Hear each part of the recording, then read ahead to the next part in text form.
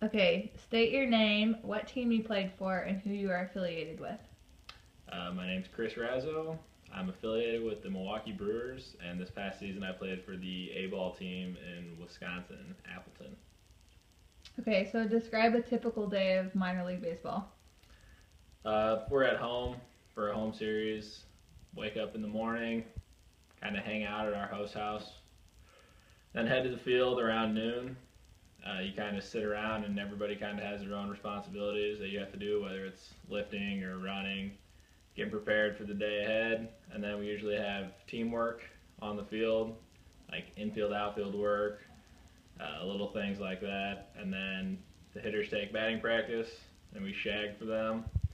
Then we go back up in the clubhouse, sit around again for about 2 hours, get your mind right for the game, do any sort of pre-game ritual you have to do.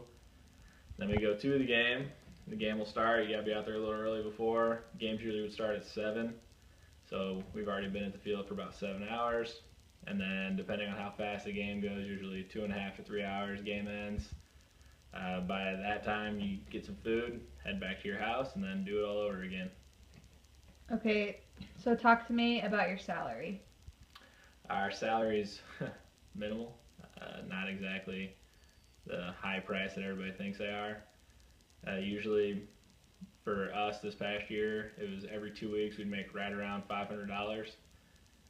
So when you look at rent and other expenses, it can vary depending on the organization. I know our higher ups, you have to pay rent on apartments, and some guys did that on our team, so that leaves you maybe $300 for the whole entire month.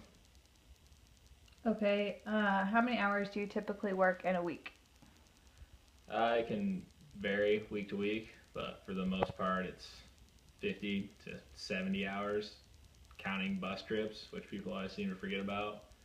We play 3 games, and you get on a bus and you gotta travel 12 hours. Then you get to the field and do it all over again, and then go back home. You only have, I think we had 6 off days out of 140 games, so math kind of figures out you got a lot of hours logged in. Okay, so talk to me more about signing bonuses. Signing bonuses vary, obviously, player to player. If you're an early round pick, you make a pretty good chunk of money, depending on if you're coming out of high school or college. High school guys will make more. So I'd play with some guys who are 20 years old and they have 6 figures in their bank accounts. Then you have other guys who come out of college and you get a college degree, but you don't sign for very much. A lot of people think that everybody just signs for all this money when you first start playing, and that's not really how it works out. We had some guys who don't sign for anything. Okay, and then what about meal money and clubhouse fees? Meal money for minor league guys is $25 a day, I believe. With that being said, we have clubhouse fees. So when we are at home, I described the day. We get snacks and fed before the game, and then this year we got fed after the game. But we do have to pay a little bit for that, which basically was $8 a day. So when you have a couple games at home, maybe a 7 game homestand, and then you only have a couple on the road, it can be tough to cover that with just the meal money. Okay, so what do you know about the lawsuit that minor league players tried to file against the MLB?